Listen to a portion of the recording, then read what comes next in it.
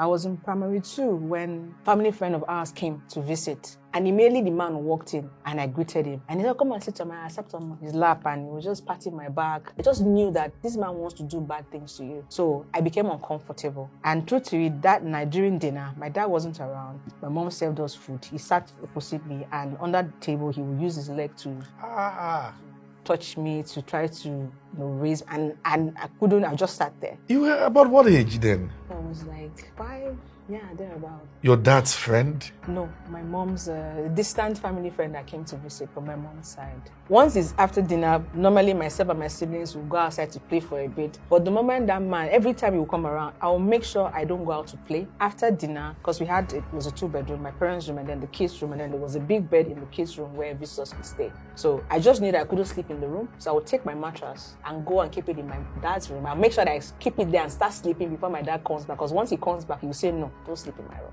So that was how I avoided that man until one day we were getting ready for school. I'd done the normal thing, slept in my parents' room, woke up, had my bath. And it was Harmattan season. I was about to leave for school. And I remember that I'd left my cardigan on the bed.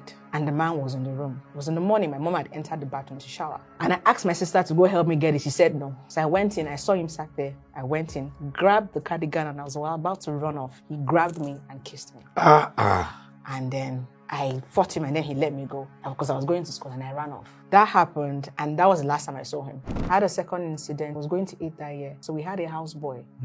So that fateful night, I laid down, I slept. We all slept in my parents' room, kept mattress on the floor to sleep. I woke up with the feeling of somebody touching me. He had pulled down my pants. He had started touching me, but I realized that I could not move. I couldn't do anything. Why? My head was heavy, I couldn't move, and I didn't know what to do, but I could see him doing what he was doing. And then I heard my dad scream his name, and then he ran off out of the room and went. And then that was the last thing I remember, and I slept off again. I just slept off. I woke up in the morning, I went straight and told my dad. My dad grabbed this boy, beat him to the point that he started confessing that he was a witch. And that was when I now understood why I could not move. Why he immobilized you? Yes. The third time was when I was in primary 5, so probably about 8, 9 years old.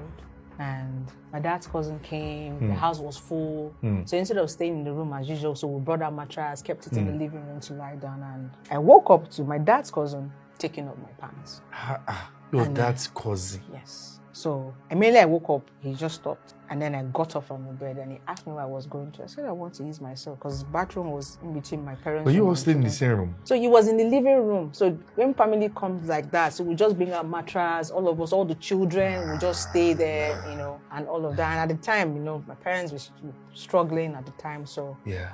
But when I got into the corridor, I started knocking on my parents' door and I told my dad what happened. My dad came out to confront him and he denied it. So my mom just said, carry your mattress and come and stay in the room. So I did, kept it by the bedside and I laid down, but I didn't sleep. So I heard my parents arguing. They were confessing, is it possible? So my dad thought, okay, are you sure it's not the effect of what happened years ago? She's not thinking that it's the same thing. I was like, but this guy did this, tried to do this. My mom came, I was lying down, I was touching my leg, trying to raise my neck and said, but she's not moving. I'm sure she was not dreaming. At that point, I just felt, why can't they believe me? Is it because this one is a family member? So I think that was where that trust was broken.